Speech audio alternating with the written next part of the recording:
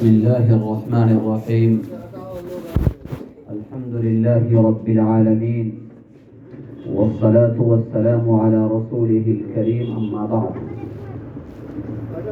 أعوذ بالله من الشيطان الرجيم. بسم الله الرحمن الرحيم.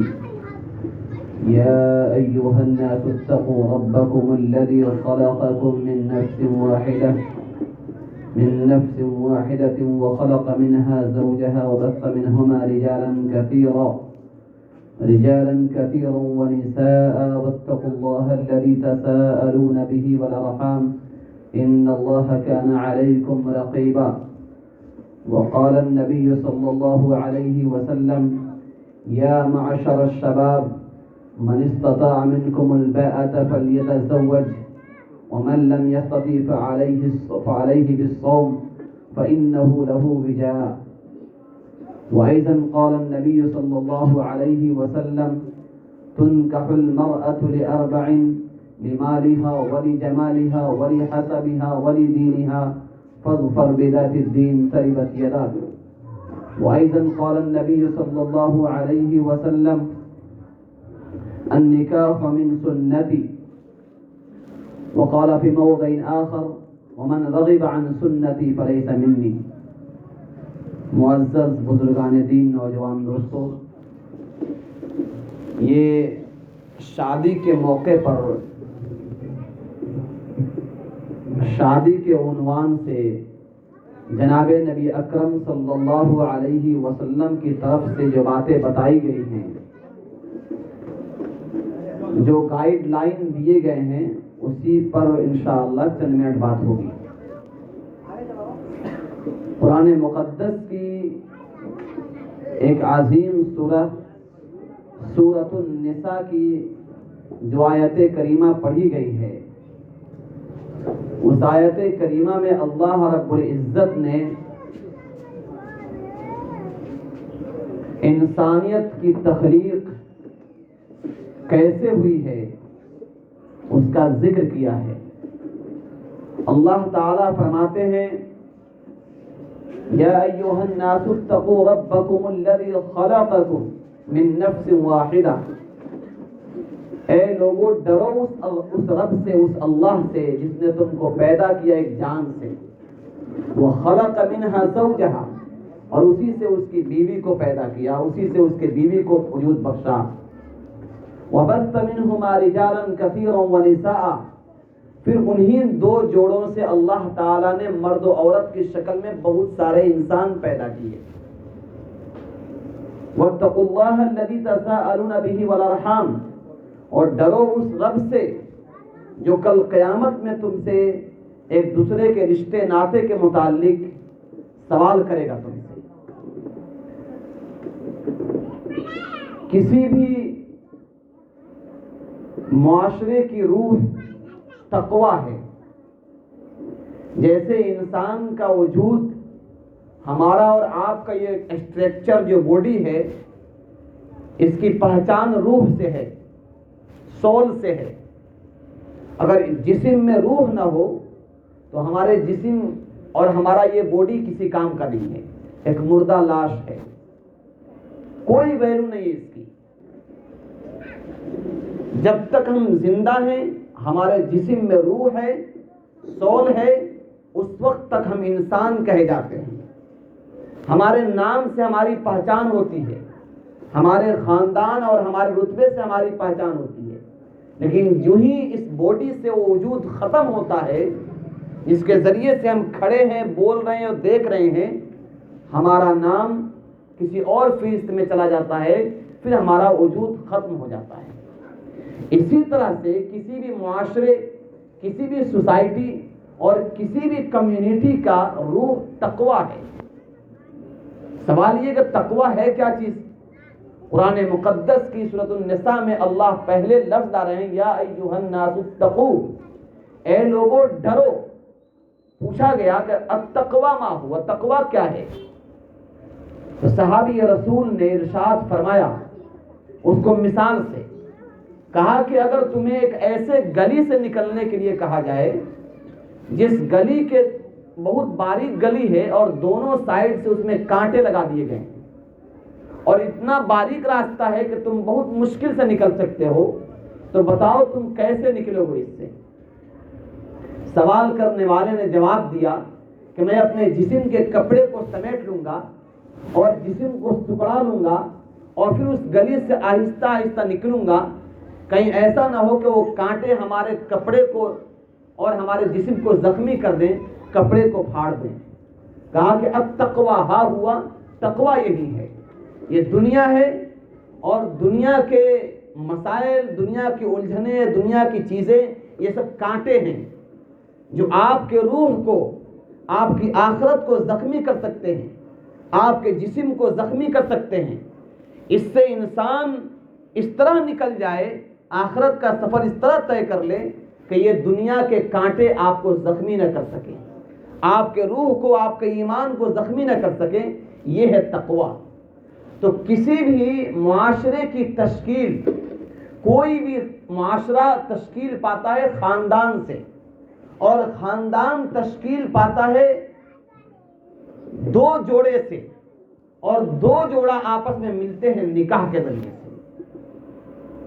جب انسان آپس میں نکاح کرتا ہے تو پھر اس سے توالد و تناسل، یعنی اولاد کی نسل ہوتی ہے، پھر اولاد سے ایک خاندان بنتا ہے، اور ایک خاندان سے ایک معاشرہ تشکیل پاتا ہے، پھر معاشرے سے سوسائٹی بنتی ہے، سوسائٹی سے پورا ایک گاؤں بنتا ہے، گاؤں سے پورا شہر تیار ہوتا ہے، شہر سے ملک بنتے ہیں، اور ملک سے بن کے پوری دنیا وجود میں آتی ہے۔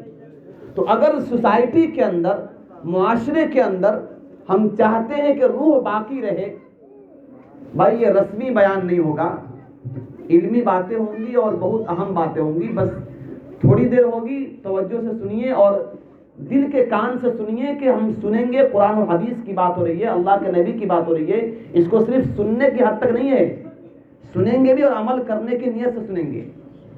تو کوئی بھی معاشرہ اسی وقت اچھا ہو سکتا ہے جب اس کے اندر تقویٰ باقی ہو۔ تقویٰ آئے گا کیسے؟ تقویٰ آئے گا اللہ کے ڈر سے، خدا کے خوف سے۔ انسان کے دل میں جب کسی کا خوف ہوتا ہے تو بہت بری بری چیزوں کو انسان چھوڑ دیتا ہے۔ آج پوری دنیا ٹیکنالوجی کے بل بوتے پر یہ کوشش کر رہی ہے کہ کرائم پر کنٹرول پایا جائے، کرائم کو ختم کر دیا جائے۔ چنانچہ ایک میں ہسٹری پڑھا تھا بہت دنوں پہلے کہ امریکہ میں ہر 30 سیکنڈ پہ چوری ہونی شروع ہو گئی۔ تو وہاں کی گورنمنٹ نے مشورہ کیا اور اپنے انٹیلیجنس کو اتنا ایکٹیو کر دیا کہ 20 سیکنڈ میں چور پکڑے جاتے تھے۔ چند دنوں کے بعد پھر چوری 15 سیکنڈ میں ہونے لگی۔ تو سرکار کو ہاتھ دکھا دینا پڑا کہ اب میرے بس کی بات نہیں ہے، کرائم ہوتے رہے۔ آخر یہ کرائم کیوں ہو رہے تھے یا کرائم کیوں ہوتے ہیں؟ اس کی وجہ یہ ہے کہ جو انسان کرائم کرتے ہیں، جو جرم کرتے ہیں، ان کے دل میں تقویٰ نہیں ہے، خدا کا خوف نہیں ہے۔ اگر خدا کا خوف ہو اور ایک انسان کے سامنے اربوں روپیہ پڑا ہو تو اس کی طرف وہ نگاہ بھی نہیں ڈالے گا۔ جس انسان کے دل میں ڈر ہوتا ہے، جس کو پتا ہو کہ میرا رب مجھے دیکھ رہا ہے، ان ربک لبالمرصاد، تیرا رب تجھے گھات لگا کر دیکھ رہا ہے، یہ اگر دل میں میرے بات بیٹھ جائے اور میں بند کمرے میں رہوں یا میں کسی ویران جگہ پہ رہوں، کوئی بندہ وہاں کھڑا نہ ہو، تب بھی انسان جرم نہیں کرے گا۔ بہت چھوٹے چھوٹے بچوں کے ذریعے سے اس مثال کو واضح کیا گیا۔ ایک اسکول میں بچوں کا ایگزام لیا گیا اس طور پر کہ ایک ٹیچر نے کہا کہ دیکھو ہر بچہ اپنے گھر سے ایک مرغ لے کر آئے گا اور اس کو ایسی جگہ ذبح کرے گا جہاں کوئی نہ ہو۔ تمام بچے اپنے گھر سے مرغ لائے اور کوئی تنہائی میں جا کر اس کو ذبح کر کے لا دیا۔ ایک بچہ آیا اور وہ زندہ مرغ لایا۔ ٹیچر نے پوچھا کہ بھائی کیا تم نے کوئی ایسی جگہ نہیں پائی جہاں پر کوئی نہ ہو، تنہائی ہو وہاں پر؟ اس بچے نے کہا سر میں بہت جگہ ایسی ملی ہم کو جہاں پر میں اکیلا تھا لیکن میرا رب مجھے دیکھ رہا تھا، میرا رب میرے ساتھ تھا، تو آپ نے کہا جہاں کوئی نہ ہو وہاں کرنا، وہاں تو میرا رب مجھے دیکھ رہا تھا، میں کیسے کرتا؟ تو یہ جو چیز ہے ہمارے بچوں کے، جو ہمارے ان فیوچر آنے والے جو جنریشن ہے، ان بچوں کے دلوں میں یہ بات اگر بیٹھ جائے کہ میرا رب مجھے دیکھ رہا ہے، میری ہر حالت سے واقف ہے، میرے ہر حرکت کو کیچ کر رہا ہے، یہ زمین ریکارڈ کر رہی ہے ہمارے اعمال کو، تو بندہ بہت زیادہ سنبھل جائے گا اور اس سے کوئی ایسا جرم کبھی وجود میں نہیں آئے گا جو معاشرے کے لیے، اس کے خاندان کے لیے، اس کے گھر کے لیے، اس کے پیرنٹس کے لیے بدنامی کا ذریعہ بنے۔ تو تقویٰ یہ عظیم چیز ہے۔ تو قرآن مقدس کی 3 آیات کریمہ عام طور پہ دیکھیے گا جب بھی نکاح ہوتا ہے ہمارے معاشرے میں، تو نکاح کے دوران یہ 3 آیات کریمہ، 4 آیات کریمہ کو تلاوت کی جاتی ہے۔ ایک ہی آیات ہیں جو ہر مولوی صاحب، ہر مفتی صاحب، ہر عالم صاحب ہر نکاح میں اسی آیت کو پڑھتے ہیں۔ افسوس کی بات یہ ہے نہ ہم عربی جانتے ہیں، نہ ہم قرآن پڑھنا جانتے ہیں، نہ اس کے معانی کو سمجھنے کی کوشش کرتے ہیں۔ جو گائیڈ بک ہے، جو ہمارا رہنما کتاب ہے، جو ہدایت کے لیے اتاری گئی کتاب، اس کو سمجھنے کی کوشش نہیں کرتے ہیں۔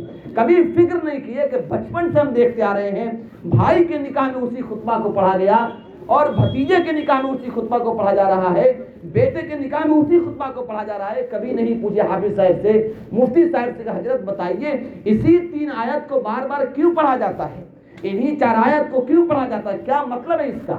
ان چاروں آیات میں ایک کامن بات آتی ہے، اتقو اتقو اتقو اتقو، ڈرو ڈرو ڈرو۔ کس سے ڈرو؟ اللہ سے ڈرو۔ کس کے لیے ڈرو؟ اپنے رشتے ناتے کے لیے ڈرو۔ جو 2 جوڑے آپس میں مل رہے ہیں، جو 2 خاندان ایک خاندان بن رہے ہیں، اس کے حقوق کے بارے میں ڈرو۔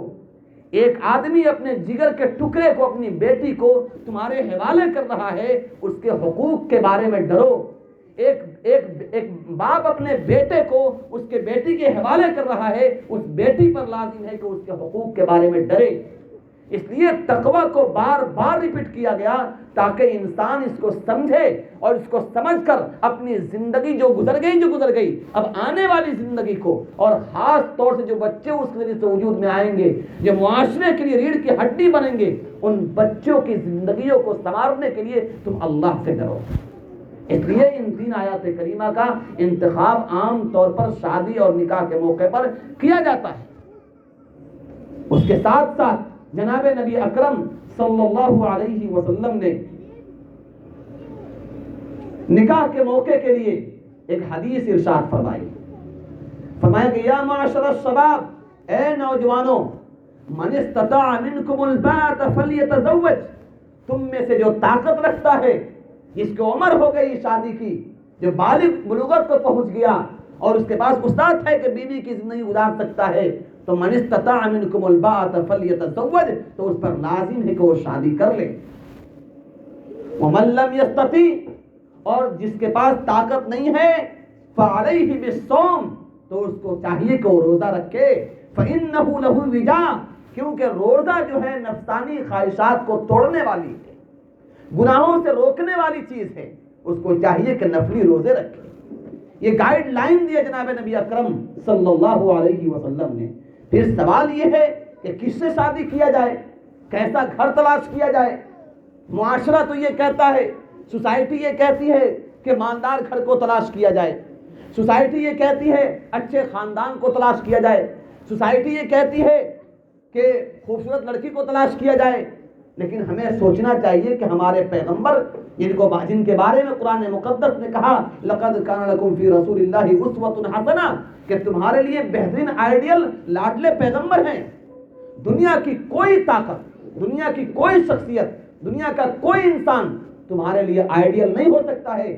آئیڈیل بننے کے لائق وہی ہے جس کا جسم، جس کا وجود گناہوں سے، غلطیوں سے، کوتاہیوں سے، کمیوں سے پاک ہو۔ روئے زمین کا کوئی انسان ایسا نہیں ہے جو ہر غلطی سے پاک ہو۔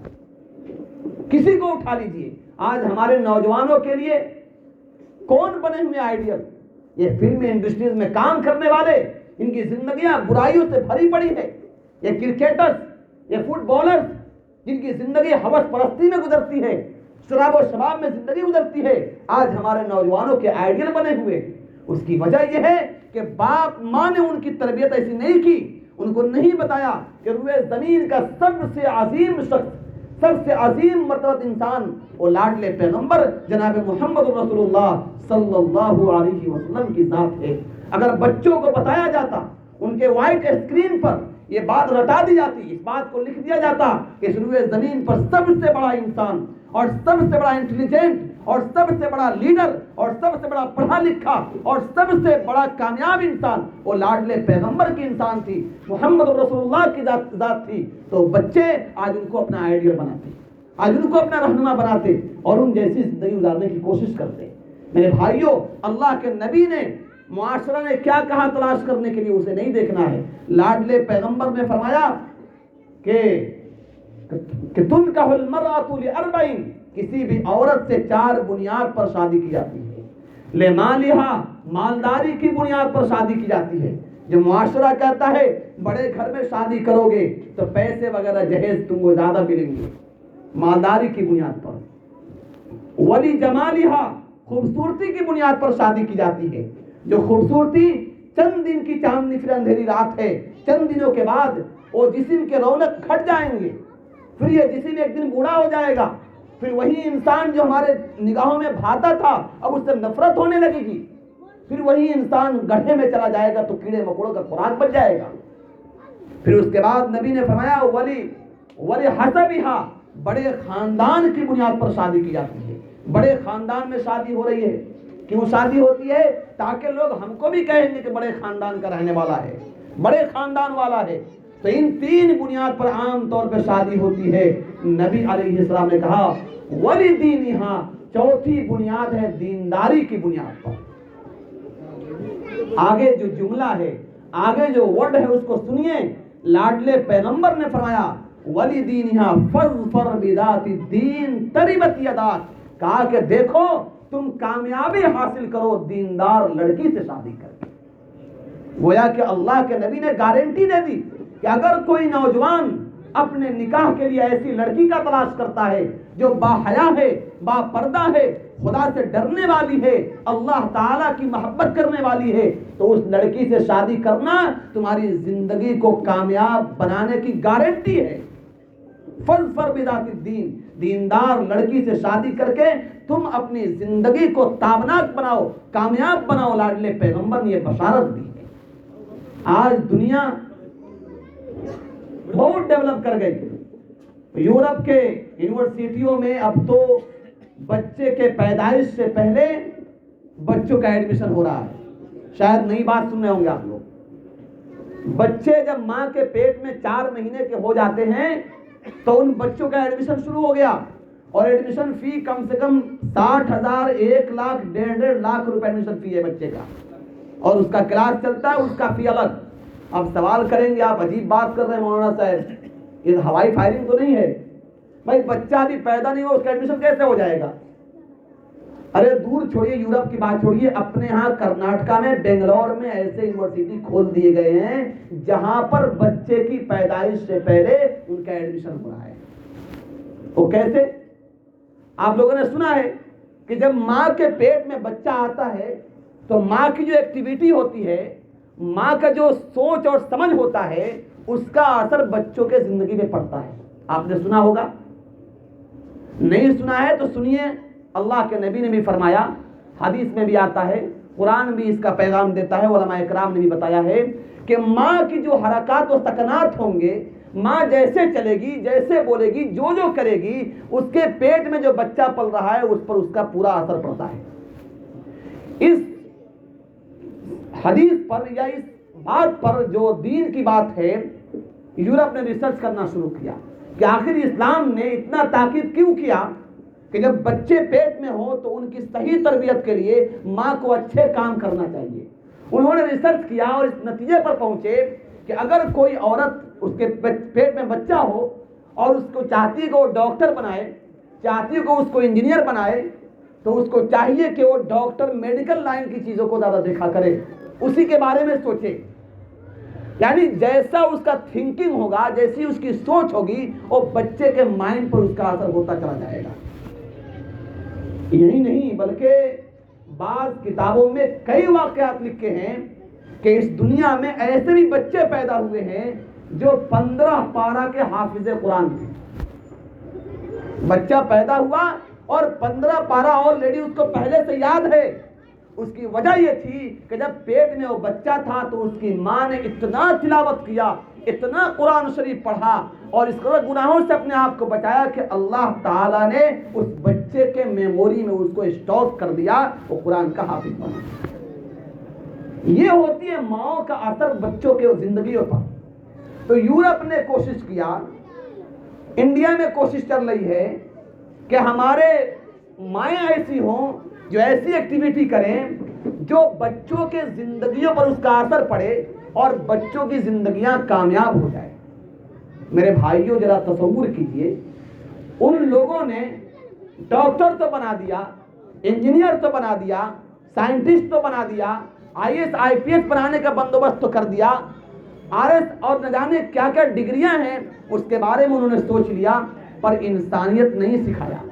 ڈاکٹر بن کے ڈاکو بن رہے ہیں, انجینئر بن کے پل گرا کے لوگوں کو جان لے رہے ہیں, آئی ایس بن کے آئی پی ایس بن کے کرپشن کر رہے ہیں. اس کی وجہ یہ ہے کہ ان لوگوں نے ان کو انسانیت نہیں سکھایا. بھائی تھوڑا بچوں کو تو خاموش کر دے بھائی. دیکھیے بہت یہاں مجمع پڑھا لکھا ہے, اسی لحاظ سے بات ہو رہی ہے, اہم بات ہو رہی ہے. بہرحال بات یہ چل رہی تھی کہ اسلام نے قربان جائیے جناب محمد رسول اللہ صلی اللہ علیہ وسلم پر کہ آپ علیہ السلام نے ماں کے رحم میں پیٹ میں بچہ آنے سے پہلے بلکہ باپ ماں کی پیدائش سے پہلے اسلام نے کہہ دیا کہ تمہیں کیسے تربیت کرنا ہے, تمہیں کیا بندوبست کرنا ہے. تنکح المرأة لأربعین لمالها ولجمالها ولحسبها ولدینها. نبی نے کہہ دیا کہ دیندار عورت سے شادی کرو. ابھی بچہ پیٹ میں نہیں آیا, شادی کے لیے بات چل رہی ہے, اسی وقت اسلام نے گائیڈ لائن دیا جب بھی تم کسی لڑکی کو تلاش کرنے جاؤ تو تلاش کرو دینداری کی بنیاد پر. اس کا یہ مطلب نہیں کہ خاندان چھوڑ دیجئے, اس کا مطلب نہیں کہ خوبصورتی چھوڑ دیجئے, اس کا مطلب نہیں مالداری چھوڑ دیجئے. اپنے حساب سے آپ دیکھیے, آپ جس اسٹیٹس کے ہیں, جس لیول کے ہیں, اسی لیول میں تلاش کیجئے, لیکن اس لیول میں بھی پہلے دینداری کو رکھیے کہ لڑکی دیندار ہے کہ نہیں, خدا سے خوف کرنے والی ہے کہ نہیں ہے. کیونکہ ہماری نسل اسی عورت سے چلنے والی ہے, ہمارے آنے والے پوتے پڑپوتے اور بچے اسی عورت سے چلنے والے ہیں. اس عورت کے اندر اگر دینداری نہیں ہوگی, پورے معاشرے کی تباہی کے لیے ایک عورت کافی بن جائے گی. اور جب عورتوں میں دین آتا ہے تو پورا معاشرہ ایسا انقلاب برپا پیدا ہوتا ہے کہ روئے زمین نے دیکھا, سلطان صلاح الدین ایوبی نے, طارق بن زیاد نے اور اولیاء اللہ نے کیسا کارنامہ انجام دیا.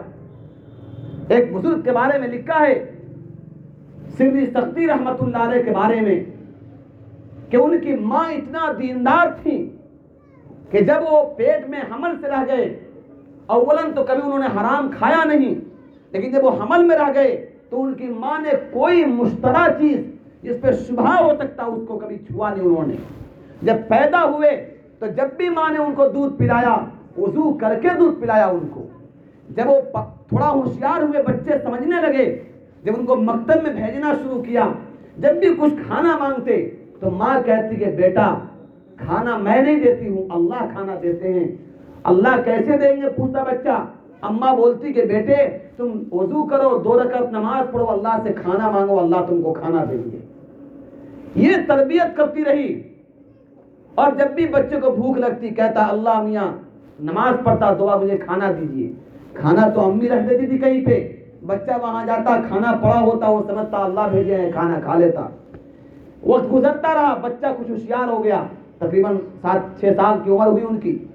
مکتب چلے گئے, پڑوس میں کسی کا انتقال ہوا, ماں وہاں چلی گئی, کھانا تیار نہیں کی تھی, وہاں چلی گئی. بچہ مکتب سے پڑھ کر, اسکول سے پڑھ کر اپنے گھر لوٹا. اس کا روزانہ کا معمول تھا, اس نے وضو کیا, 2 رکعت نماز پڑھی اور کہا اللہ مجھے بھوک لگی ہے, مجھے کھانا دیجیے.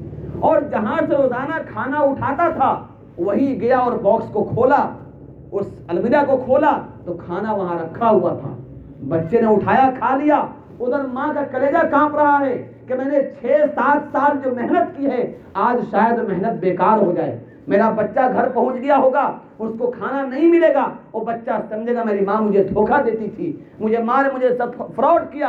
اے اللہ تو لاج رکھنے والا ہے، میرے بچے کا اعتماد مت توڑنا، ہم نے تم پر اعتماد قائم کیا ہے، میں نے بچے کو یہ مائنڈ سیٹ کیا ہے کہ روئے زمین پر جو کچھ ہوتا ہے وہ اللہ سے ہوتا ہے، آج اس کو توڑنا مت اللہ۔ ماں روتی ہوئی دوڑ کے آ رہی ہے، کیا دیکھتی ہے؟ بچہ نیند سے سویا ہوا ہے۔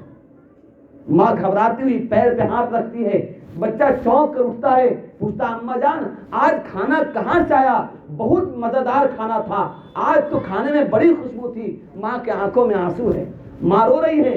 پوچھا اما کیوں روتی ہیں؟ ماں کہنے لگی بیٹا تمہیں کیا پتا آج یہ کھانا جنت سے آیا ہے۔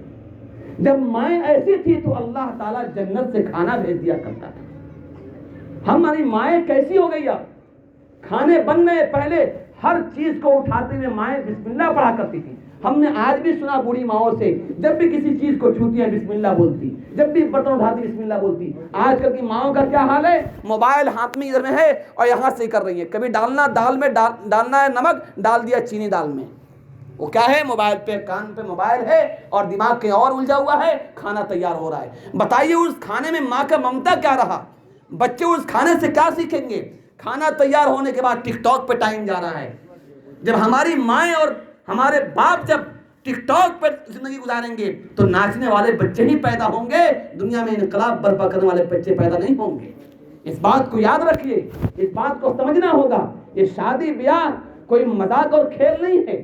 جیسے کوئی آج تک دنیا میں دیکھے ہوں گے، کہیں پہ روئے زمین کے کسی جگہ پر دیکھیا کہ نماز کوئی پڑھتا ہو وہاں ڈھول بجاتا ہو، کوئی نماز پڑھے اور وہاں پہ ناچنا چاہتا ہو؟ کوئی بھی پاگل ایسا کر سکتا ہے؟ وہاں پہ لوگ منع کرتے ہیں، مسجد ہے، نماز ہو رہی ہے، آپ کیا غلط کام کر رہے ہیں؟ بے بھائی، جس طرح سے نماز عبادت ہے، زکوٰۃ عبادت ہے، روزہ عبادت ہے، ویسے ہی نکاح بھی عبادت ہے۔ جیسے نماز کے ٹائم میں گانا بجانا اگر کوئی جان بوجھ سے کرتا ہے اس کا ایمان ختم ہو جائے گا، ایسے ہی اگر شادی بیاہ کے موقع سے، نکاح کے موقع سے کوئی اس کو گانا بجانا کرتا ہے اس کے ایمان کا خطرہ ہے، کیونکہ عبادت کا مذاق اڑا رہا ہے۔ میرے بھائیوں، یہ چیزیں صرف کہنے کی نہیں ہے، عمل کرنے کی ہے۔ آج ہمارے نوجوانوں کی شادیاں ہوتی ہے، بغیر ڈی جے کی شادی نہیں ہوتی، بغیر ناچ بازوں کی شادی نہیں ہوتی، بغیر گانے کے بارات کی شادی نہیں ہوتی۔ آخر کیا ایسا ہو گیا کہ آج ہماری مائیں، آج ہماری بچے جو ہیں اور بچیاں اتنی بے حیائی پہ کیوں اتر گئی ہیں؟ آج آن ریکارڈ 10 لاکھ ہماری بچیاں مسنگ ہیں، آن ریکارڈ 10 لاکھ فاطمہ، رقیہ، زینب نام کی بیٹیاں مسنگ ہیں، ان کا وجود کا پتہ نہیں ہے، غیروں کے ہاتھ میں چلی گئی، کھلونا بن گئی، زندگیاں ان کی تباہ و برباد ہو گئی۔ اس کی وجہ یہی ہے ہم نے شادی بیاہ کو مشکل بنا دیا۔ کل قیامت میں ہم حاجی صاحب ہوں گے، نمازی صاحب ہوں گے، روزہ دار صاحب ہوں گے، جو صاحب نہ کیوں ہو، مفتی مولانا جو بھی ہوں گے، کل قیامت میں اللہ تعالیٰ عبادتوں کو پرے پھینک دے گا۔ ہم نے اگر معاشرے کو تباہ کیا ہے اپنے کلچر سے، اپنے سسٹم سے، اپنے عمل سے، تو اللہ تعالیٰ ہم کو جہنم میں ڈال دے گا۔ میرے بھائیو، اس چیز کو سمجھیے، یہ انتہائی اہم عبادت ہے۔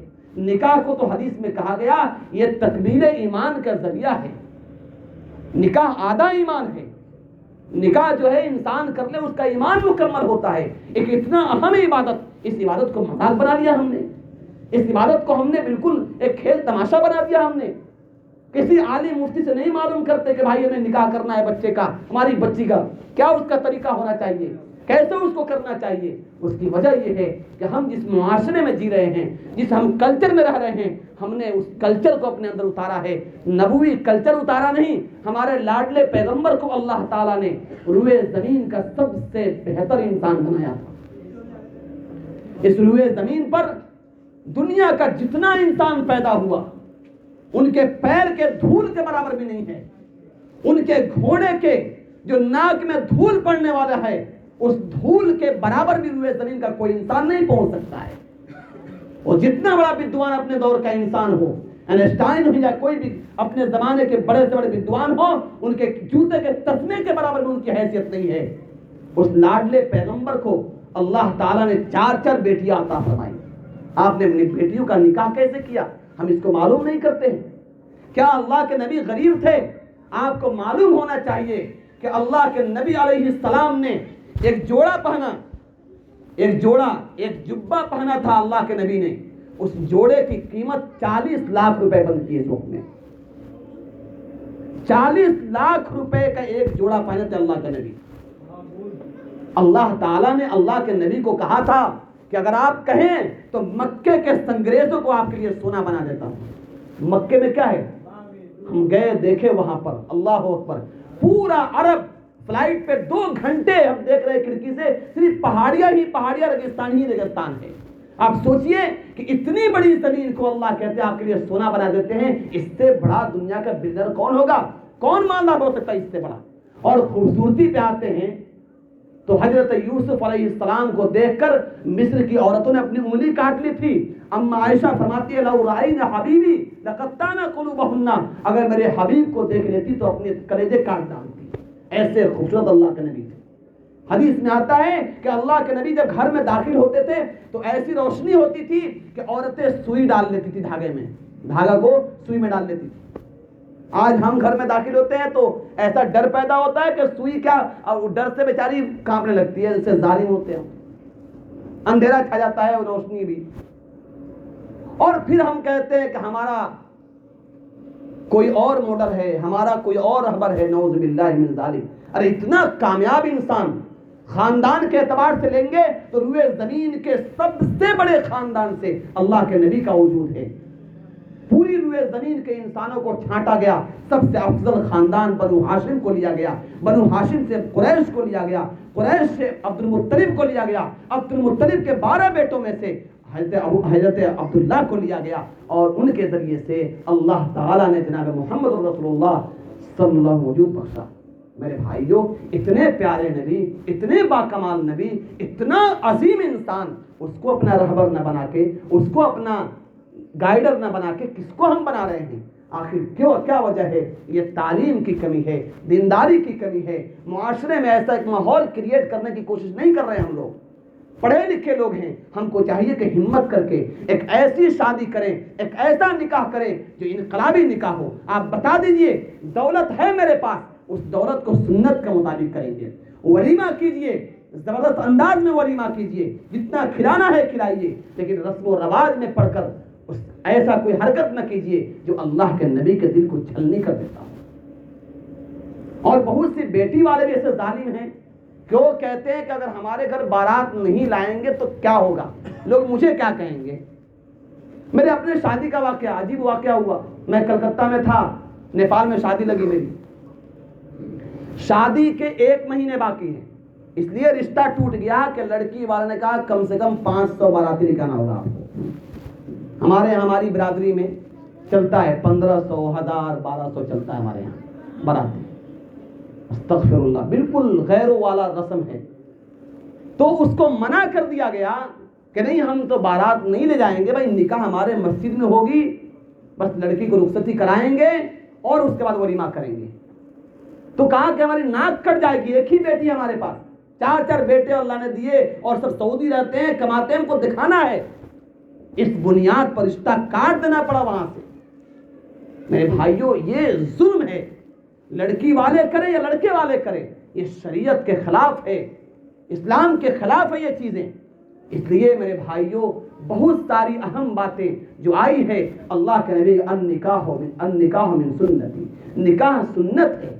نکاح کرنا سنت ہے، بلکہ سنت ہی نہیں بلکہ بعض علماء نے لکھا ہے اگر نکاح کی حاجت ہو، انسان کو گناہ کا خوف ہو تو نکاح فرض ہے. جیسے نماز پڑھنا فرض ہے، ایسے نکاح کرنا بھی فرض ہے. کسی کے لیے نکاح کرنا فرض ہے، کسی کے لیے واجب ہے، کسی کے لیے سنت ہے، کسی کے لیے مستحب ہے اور کسی کے لیے حرام ہے. وہ کیٹیگری ہے. آپ مسئلہ معلوم کریں گے تو بتائیں گے آپ کو کن کے لیے فرض ہے، کن کے لیے واجب ہے، کن کے لیے سنت ہے، کس کے لیے مستحب ہے، کس کے لیے حرام ہے. اسلام نے پورے طریقے بتا دیے ہیں. الغرض میرے بھائیوں، سب سے بڑی چیز یہ ہے کہ نکاح میں سادگی. اللہ کے نبی کہا کہ اعلنوا النکاح ولو بالدف، کہ نکاح کرو اور اس کا اعلان کرو. اعلان مطلب مسجدوں میں نکاح کو اللہ کے نبی نے افضل کہا کہ وجعلوہ فی المساجد، اعلنوا النکاح وجعلوہ فی المساجد، کہ نکاح کا اعلان کرو اور اس کو اپنے مسجدوں میں بناؤ، مسجدوں میں نکاح کر لو. ایک حدیث میں اللہ کہے گا کہ اعظم النکاح برکتن ایسرهم مؤونتن، کہ سب سے عظیم بابرکت نکاح وہ ہے اس میں سب سے کم خرچ ہو۔ اللہ کے نبی کہتے ہیں کہ برکت اس نکاح میں ہوگی جہاں پہ کم خرچ کیا جائے گا۔ ہم سمجھتے ہیں کہ نہیں، نکاح میں بابرکت وہ نکاح ہے جس کو پورے معاشرے میں ایسا ہوڑ ہنگامہ مچایا جائے کہ بیچارے غریب کی بیٹیاں دیکھ کے ترسے اور غریب کے بیٹے دیکھ کر تڑپیں، اور پھر اپنے لیبل سے اوپر اٹھنے کے لیے وہ لون کا سہارا لیں، سود کا سہارا لیں، اور پوری زندگی اسی سود کو چکانے میں، اسی لون کو چکانے میں اپنی عزت و ناموس کو بھی ختم کریں اور اپنی زندگی بھی تباہ کریں۔ ایسے بہت سارے واقعات ملتے ہیں کہ اسی لعنت سے بچنے کے لیے کہ معاشرہ کیا کہے گا، لڑکی والوں نے لون لیا، سود لیا، اور سود لینے والے نے اتنا ٹرچر کیا کہ اس کو جسمانی ہراسمنٹ کیا، اس کی بیٹیوں کو، اس کے بیوی کو، اور پھر اس کے بعد مجبور ہو کر اس کے بیٹی اور بیٹے اور شوہر سب پھانسی پہ لٹک کے مر گئے۔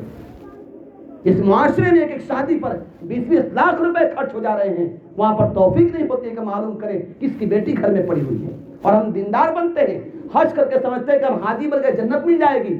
جنت یوں آسان نہیں ہے، اور کسی کے باپ کا ٹھیکہ نہیں، وہاں پر اللہ رب العزت کا نظام ہے، اور جس کو چاہیں گے دیں گے اور جس سے چاہیں گے چھین لیں گے۔ وہ کوئی قاضی صاحب، کوئی مفتی صاحب، کوئی فلاں صاحب، کوئی فلاں صاحب، اللہ کے یہاں کوئی فلاں صاحب نہیں چلتے ہیں، ورنہ سارے بل کلنٹن اور جارج ڈبلیو بش اور یہ کیا بولتے ہیں اس کو، ہٹلر وغیرہ، یہ جنت پر قبضہ کر لیتے ہیں۔ ہم غریبوں کو نہیں ملتی جنت، وہاں پر سب لائن میں کھڑے ہوں گے جہنم کے اسپیشل لائن میں، وہی لوگ جو اللہ کے قانون کو باقی رکھے ہوں گے، شریعت پر عمل کیے ہوں گے، اللہ رسول سے محبت کیے ہوں گے، وہی جنت کے ٹھیکیدار بنائے جائیں گے۔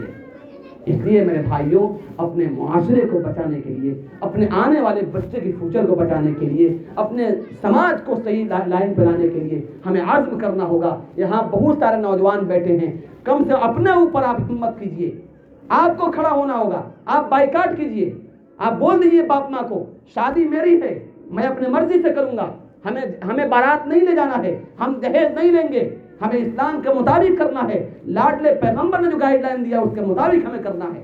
اگر یہ کریں گے تو آپ کوئی نافرمان نہیں کہے جائیں گے۔ اللہ کے نبی نے کہا لا طاعۃ لمخلوق فی معصیۃ الخالق، کہ اللہ کی نافرمانی میں کسی کی اطاعت نہیں کی جائے گی، چاہے وہ باپ ہی کیوں نہ ہو اور ماں ہی کیوں نہ ہو۔ اگر باپ ماں شراب لانے کا حکم کرے اس کو نہیں لا کر دینا ہے، ان کی نافرمانی میں، اللہ کی نافرمانی میں باپ ماں کی اطاعت نہیں کی جائے گی۔ ہم نے خود اطاعت نہیں کی۔ ہمارے چچا ایک آرمی میں ریٹائر آدمی ہے، وہ ضد کیے، وہ 500 بولا 1000 بارات لے کے جائیں گے۔ میں کہا شادی آپ کی نہیں، شادی میری ہے، اور میرے مرضی سے ہوگی اور محمد رسول اللہ کے گائیڈ لائن کے مطابق ہوگی۔